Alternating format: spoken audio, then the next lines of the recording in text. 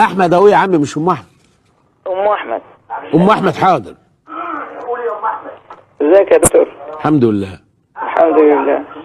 ام احمد منوراني، اتفضلي. نورك يا حاج. بقول لحضرتك احمد ابني متجوز وقعد 3 سنين مع زوجته يعني وكده هوت، بس كان كل حياتها برضو خلافات، هي اللي بتخلق الخلافات. هي بتخلقها وابنك بريء. نعم.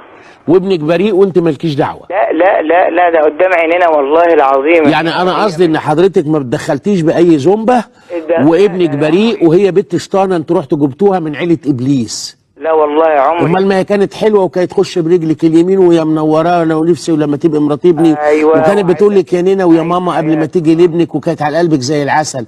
مشاكل ايه اللي عملتها؟ وليه انت كست كبيره ومحنكه اهو وصوتك بيقول لي انك خبره، ليه ما قلتش من الاول البنت دي ما تنفعناش هتعمل لنا مشاكل؟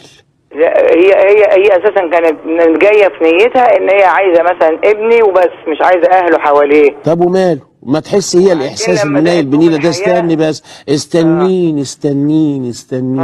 ما تخليك قدام خبيره في القلوب والنيات، مع ان ربنا لوحده اللي يعرف النيه دي. ونعم بالله. يعني انت تستغفري يا ام احمد من حكايه هي كانت جايه نيتها، ما تخليها تحس الاحساس الاخضر ده يا ام احمد، او ام احمد اصبر عليها 3 ثانيه.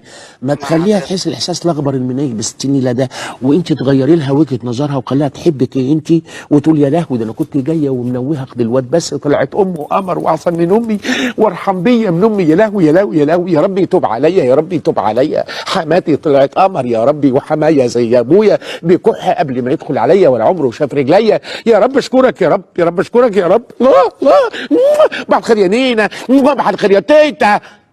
ليه ما نعملش كده؟ ليه كده؟ ليه نحط رجل على رجل ونتهم بنات الناس بان هم جايين ياخدوا الواد وبس، ولا اهله دول كانوا هببوا له ايه؟